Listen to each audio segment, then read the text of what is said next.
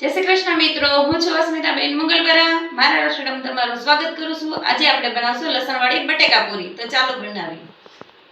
આપણે બટેકા પૂરી તો બનાવતા જઈશું. આજે આપણે અલગ રીતે બનાવશું. એટલે મેં 4 નંગ બટેકા લીધા છે, લસણ, ચણાનો લોટ અને બધાય મસાલા લીધા છે. આપણે પહેલા બટેકાની સાલું ખેડી લેશું.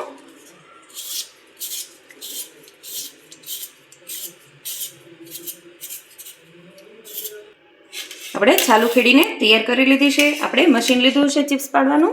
આવી રીતે ગોળ ચક્કર આવી રીતે આપણે પાડી લઈશું ગોળ શેપમાં.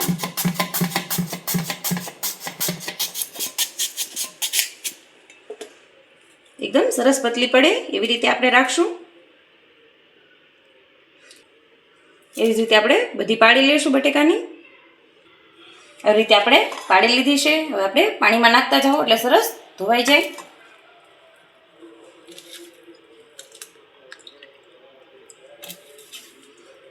આપણે 2 મિનિટ માટે સરસ ધોઈને પછી સૂકવી દઈશું થોડીક વાર માટે. સરસ આપણે બધી પાડી લીધી છે. પાણીમાંથી આપણે નિતારીને હવે કોટનનું કપડું લીધું છે. એમાં આપણે થોડીક વાર માટે સૂકવી દઈશું છૂટી છૂટી કરીને.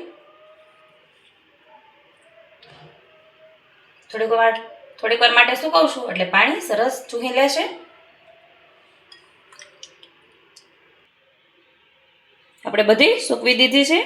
એ થોડીક વાર માટે સુકાય તો આપણે લસણવાળી ચટણી બનાવી લેશું.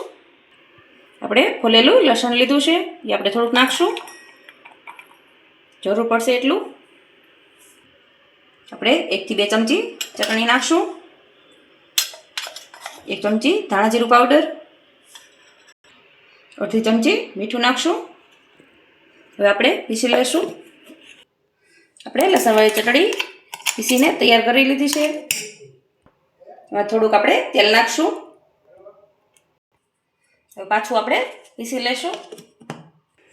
આપણે લસણવાળી ચટણી એકદમ પીસીને તૈયાર થઈ ગઈ છે. આપણે એક વાટકીમાં કાઢી લઈશું.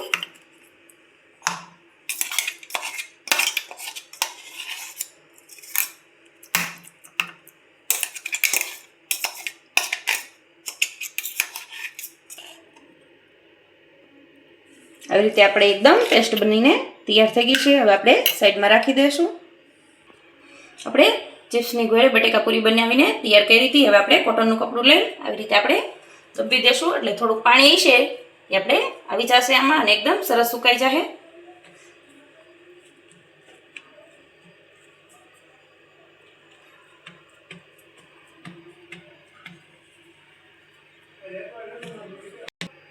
હવે આપણે લોટ ડોઈ લઈશું.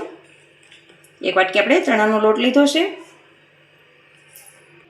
એમાં સ્વાદ પ્રમાણે મીઠું, અડધી ચમચી હિંગ, અડધી ચમચી અજમા.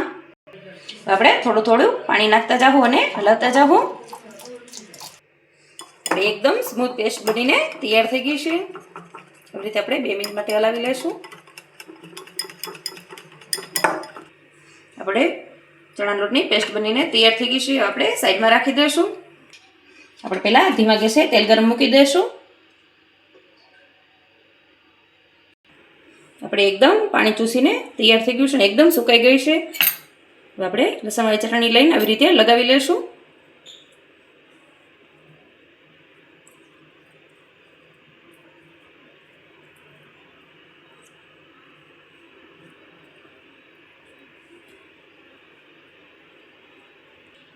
આપણે લસણવાળી ચટણી લગાવીને આપણે બીજું પણ કોરું છે આવી રીતે એ આપણે પેક કરી દઈશું. આવી રીતે એવી જ રીતે આપણે બધામાં કરી લેશું.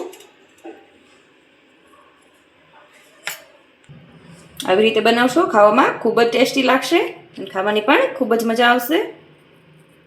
આવી રીતે એકવાર જરૂરથી બનાવજો. તીખું ખાવાના શોખીન છે એને તો ખાવાની ખૂબ જ મજા આવશે. એવી જ રીતે આપણે બધામાં ભરીને આપણે ડીશમાં રાખતા જાવું. આવી રીતે આપણે લગાવતા જાવું અને મૂકતા જાવું.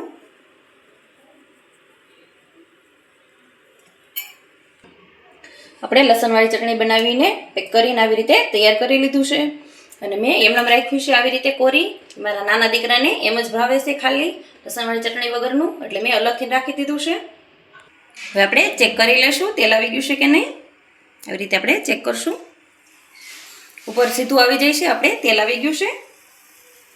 આપણે એક એક કરીને આવી રીતે પાડી લેશું.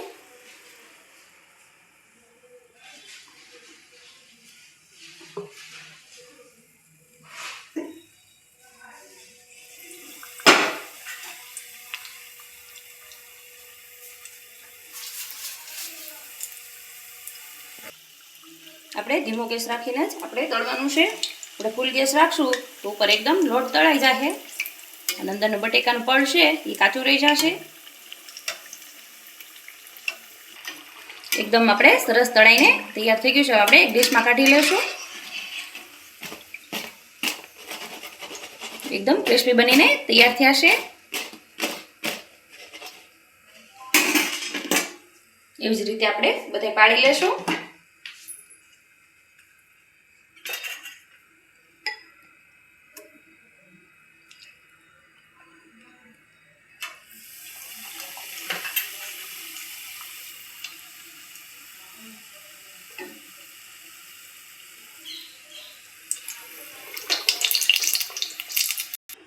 આપણે લસણવાળી ચટણીના બટેકા પૂરી બનીને તૈયાર થઈ ગયા છે.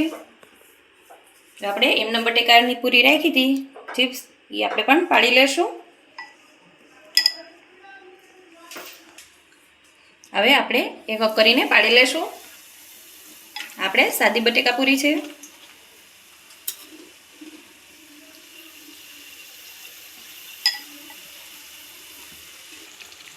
આપણે એમને સાદી બટેકા પૂરી બનીને તૈયાર થઈ ગઈ છે. આપણે ડીશમાં કાઢી લેશું.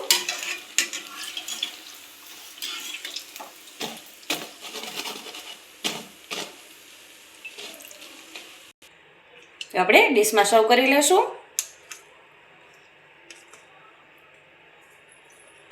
આપણે લસણવાળી બટેકા પૂરી બનીને તૈયાર થઈ ગઈ છે. આપણે એક ચેક કરી લેશું આવી રીતે કટ કરીને.